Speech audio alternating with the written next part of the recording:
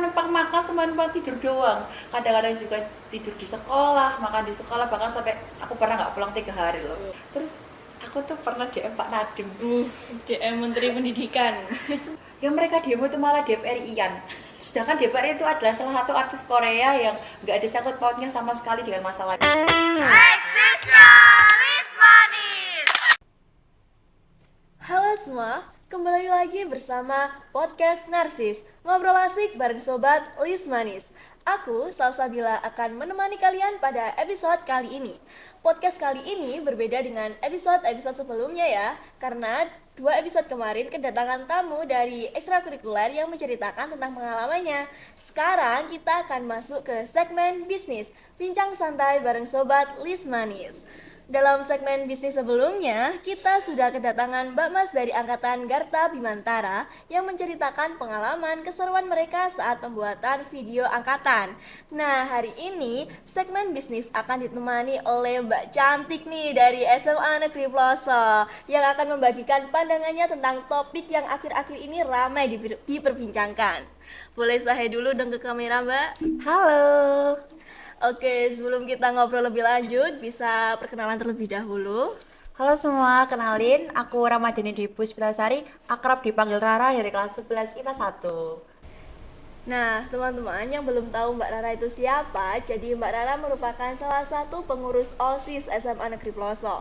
Selain itu, Mbak Rara juga ikut kegiatan ekstrakurikuler yang berada di luar ruangan ya. Nah, bagi Mbak Rara nih, apa sih Mbak kalau boleh tahu, boleh diceritakan dong motivasinya ikut ekstrakurikuler tersebut dan tentunya ada ya pengalaman yang berkesan gitu. Oke, untuk motivasi sendiri ya, aku nggak begitu apakah terpaku gitu kan ya. Dulu waktu SMP sendiri tuh aku tuh kenal salah satu kata gitu ya. Kata-katanya tuh gini, kita tuh harus mencoba seluruh rasa yang ada di hidup. Jadi waktu di SMA ini aku tuh kayak ngesugesti diriku kalau ayo daftar ini, nyoba dulu aja, siapa tahu bisa digunain buat di masa depan nanti. Terus kita bisa ngerasain juga rasa-rasa di kehidupan, kayak yang asemnya, yang pahitnya di SMA ini gitu.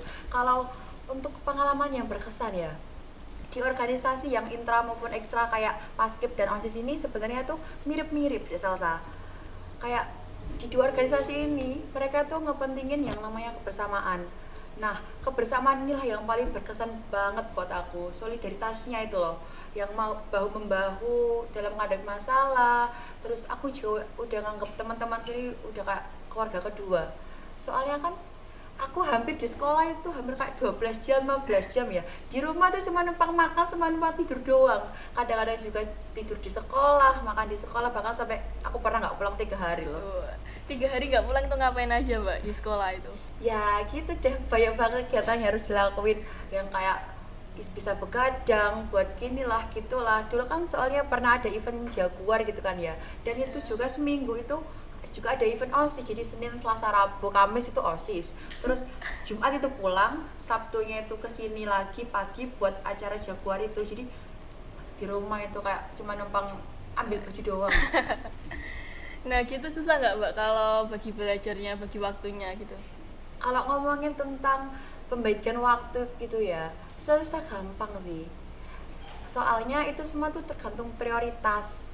Kalau semisal gitu ya, aku tuh pernah dengar-dengar kayak ada anak yang keluar organisasi gara-gara keberatan jadwalnya gitu ya. Itu sebenarnya tuh cuma tergantung mindsetnya masing-masing loh.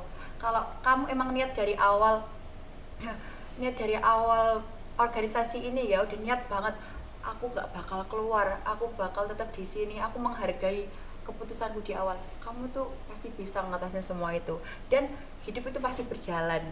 Kalau semisal hari ini kamu tuh tugas tuh banyak banget, coba aja dikerjain, pasti selesai kok. Kalau tugas ditumpuk tinggal dijejer aja biar nggak kelihatan ditumpuk.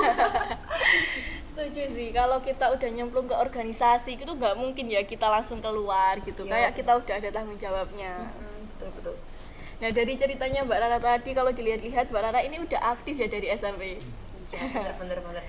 Tapi kayaknya dulu sempet kepotong sama COVID ya? Iya, bener banget. Dulu kan aku juga ikut OSIS ya waktu SMP. Nah, kelas 7 itu OSISnya tuh udah aktif gitu, meskipun nggak seaktif OSIS SMA, tapi kelas 7 tuh aktif banget. Tapi waktu kelas 8 nih loh yang kayak kehilangan arah, ini mau gimana, prokernya mau dikerjain gimana gitu. Oh, berarti dampak banget ya COVID ini bagi kegiatan sekolah. Intinya lebih nggak seefektif kegiatan-kegiatan sebelumnya lah ya. Kalau boleh tahu nih, apa sih yang Mbak Rara lakukan selama sekolah daring selama COVID-19 itu?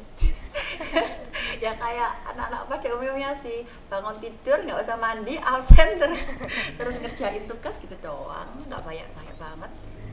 Enak daring apa pas tatap muka, Mbak, menurutnya? Dulu itu ya waktu daring aku tuh ngerasa suntuk banget, soalnya kan itu hampir 2 tahun atau 2 tiga- tahun, 2 tahun 2 tahun. di rumah kan ya, itu ngerasa suntuk banget. Terus aku tuh pernah DM Pak Nadiem. DM Menteri Pendidikan. Sebenarnya tuh kayak apaan banget sih DM, tapi saking suntuknya, saking itunya sampai angkat DM beliau kayak Isinya gimana, Mbak? boleh DM-nya tuh ini loh. Dibacakan, Mbak, dibacakan. Assalamualaikum Pak, saya ingin bilang Kak, saya sangat ingin belajar tatap muka kembali. Tapi kalau diingat-ingat buat sekarang ini ya, menurutku jiwa introvertku itu nggak cocok sih buat belajar tatap muka. Kayak semua PR-ku tuh ketinggalan semua. Tapi waktu daring itu semua PR-ku itu terselesaikan, terus peringkat juga naik meskipun agak keteteran ya. Nah, terus pada Juli tahun 2022 nggak salahnya aku tuh DM lagi gini, saya tidak suka tatap muka Pak, ternyata emang lebih nyaman dan menyenangkan saat daring. Labil banget ya. Jadi Mbak Rara ini lebih suka daring ya?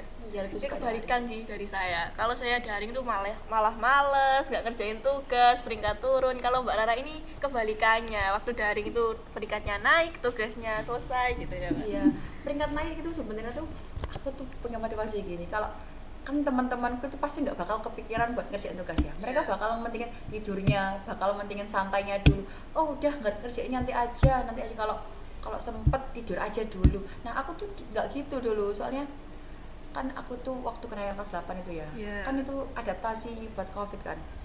Nah waktu itu peringkatku tuh turun drastis dari peringkat 2 2 ke sampai nggak masuk. nggak masuk 10 Aku besar. nggak masuk 10 besar. Aku dulu tempat paralel waktu SMP, terus nggak masuk paralel. Itu yang bikin aku sangat amat terpuruk. Terus aku tuh menguatkan diriku, aku tuh harus bisa ngajar ini lagi. Nah hal itu yang buat aku motivasi. Waktu teman-temanku yang lain tidur santai-santai, aku ngerjain semua tugasnya, aku ngumpulin tepat waktu, dan akhirnya alhamdulillah hal itu tercapai, terkejar lagi. Itulah yang untuk hal paling berkesan waktu COVID dulu. Nah, jadi teman-teman yang biasanya pas COVID kemarin malas-malisan harus niru Mbak Rara nih. Pas COVID malah semangat, peringkatnya naik, rajin belajar. Karena apa? Mbak Rara itu punya prinsip gitu di hidupnya.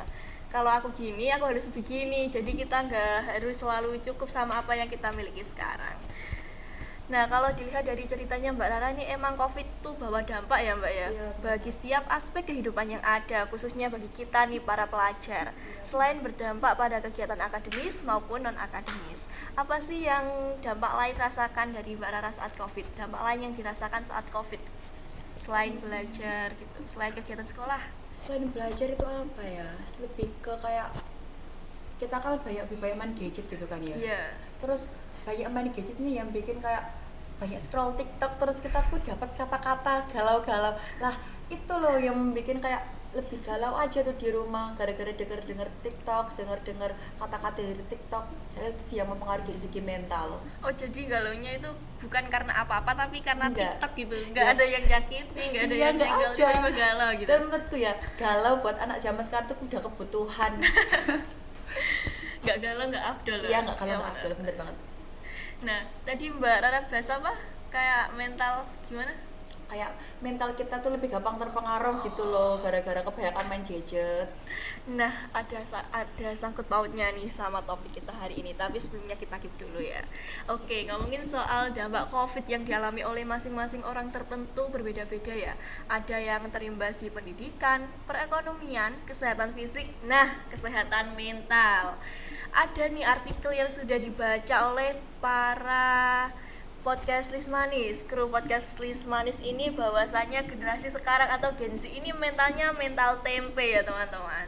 Dalam artinya bahwa generasi sekarang jika dibandingkan dengan generasi milenial punya mental yang lebih lemah, lebih mudah terkena penyakit mental katanya. Nah, gimana nih sebagai generasi sekarang juga ya Mbak ya, pandangan Mbak Rara tentang statement tersebut tuh gimana? Menurutku ya, aku setuju sih kalau generasi sekarang itu dijuluki sebagai mental tempe. Soalnya bagi diriku juga bisa dibilang aku juga mental tempe, terkena tugas numpuk sedikit udah stres, udah burn out, terus kena kata-kata galau dikit langsung galau, kena marah dikit langsung nangis. Ya mau gimana lagi, ya sudah gitunya. Menurut Mbak Rara penyebabnya apa sih Mbak? Kalau menurutku ya, generasi sekarang dijuluki mental tempe itu bisa karena kebanyakan main gadget sih. Karena kan kalau generasi dulu itu kan nggak banyak mengenal HP ya, mereka tuh lebih menghadapi masalah kehidupannya lebih langsung gitu kan. Kalau generasi sekarang itu ada masalah dikit langsung nge-tweet di Twitter, langsung pasang SW, langsung pasang SG. Jadi semua orang tuh harus tahu gitu masalahnya kita. Tuh. Terus dipengaruhi juga sama kayak omongan-omongan orang lain tuh lebih dipikirin bener, gitu. Generasi sekarang itu lebih overthinking loh. Ya, overthinking. Sama sih Mbak, aku juga suka overthinking. Aku juga overthinking kalau malam gitu mau tidur overthinking dulu baru ketiduran. Ngomong-ngomong soal mental tempe nih Mbak, sebagai salah satu Gen Z juga nih, Mbak Rara apa sih pengalaman yang mendukung mengiyakan statement tersebut gitu Mbak? Menurutku kalau pengalaman pribadi itu nggak ada ya, tapi dulu itu waktu masih zaman COVID pernah booming waktu mahasiswa demo itu loh, yang trennya lagu Treasure yang lagu Sarange itu loh. Lah itu kan DPR-nya tuh di demo kan. Lah rakyat Indonesia itu dengan lucunya mereka tuh juga ikut ngedemo di kolom komentar Instagram. Tahu mereka tuh salah kaprah gitu loh. Yang mereka demo itu malah DPR-ian. Sedangkan DPR itu adalah salah satu artis Korea yang nggak ada sangkut pautnya sama sekali dengan masalah itu. Berarti salah sasaran gitu ya Mbak? Iya, sasaran itulah yang menurut Indonesia tuh mental tempe banget, gampang banget terkontaminasi FOMO. Iya, FOMO ya, betul banget.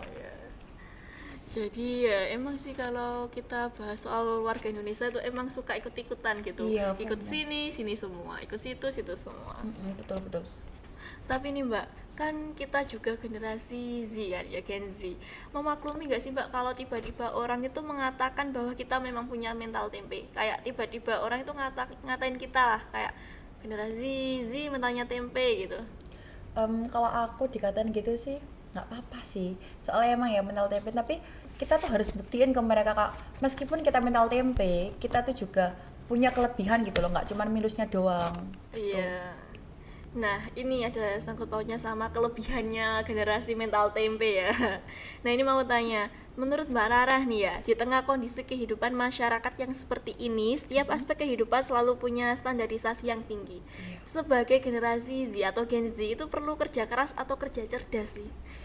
Untuk di era digital sekarang ya, yang sudah semua serba teknologi, semua sudah serba AI, menurutku kerja cerdas itu lebih diperlukan ketimbang kerja keras. Percuma kalau kita kerja keras tapi kita hanya melantarkan teknologi-teknologi di sekitar kita. Sama aja kita membohongi diri sendiri, sama aja yang kita kerjain itu sia-sia gitu loh. Kalau ada yang gampang, praktis, lebih mudah dan jawabannya lebih tepat dan hasilnya pun bisa sama, kenapa tidak? Iya sih. Lebih ke kerja cerdas itu kayak efisiensi waktunya juga lebih banyak banget. gitu. Dan kalau kerja cerdas itu kita tuh bisa ngerjain satu hal ke satu hal lainnya tuh lebih cepat gitu loh. Kalau Mbak Rara nih tipe yang mana? Kerja keras atau kerja cerdas? Kerja cerdas dong pastinya. Kalau bisa kerja cerdas, ngapain kerja keras? Oke, jadi dapat simpulkan ya teman-teman bahwa di tengah perubahan dan modernisasi ini, kerja cerdas bagi Gen Z adalah pilihan terbaik. Tapi jangan suka membanding-bandingkan proses kita dengan orang lain ya. Ya, betul banget. Terakhir nih Mbak, ada nggak sih pesan buat Gen Z atau pesan buat teman-teman yang tadi Mbak Rara selipin di ceritanya? Oke, untuk pesan untuk para Gen Z nggak apa-apa kok dikatain mental tempe, tapi yang penting kalian tuh harus buktiin ke mereka kok, meskipun kita mental tempe, kita tuh punya kelebihan gitu loh. Kita bisa kerja cerdas, kita bisa melebihi dari para tetua-tetua kita gitu loh. Dan aku harap kalian untuk yang mental tempe itu jangan terlalu berlarut-larut kalau ada masalah. It's okay, hidup itu selalu berjalan kok. Kalau misalkan hari ini tuh berat, yang berat itu hari ini kok. Besok itu pasti bisa lebih baik lagi. Masalah itu pasti ada jalannya, gitu. Iya, terima kasih ya Mbak Rara. Oke, Salsa. Terima kasih sudah meluangkan waktunya di tengah kesibukan masing-masing. Semoga apa yang kita obrolin hari ini jadi wawasan baru buat teman-teman, sekaligus reminder juga untuk selalu improve diri meskipun kita dicap buruk dari orang tua yang berbeda generasi dari kita. Setiap orang itu punya struggle masing-masing. Kalau dulu orang tua kita punya tantangan sekolah karena keterbatasan biaya atau akses jalan, hari ini kita punya tantangan dengan era modernisasi dan kurikulum yang sering kali ganti. Menjadi Gen Z harus bisa dan terbiasa untuk beradaptasi dan selalu improve kemampuan diri sendiri agar tidak tertinggal di era globalisasi ini.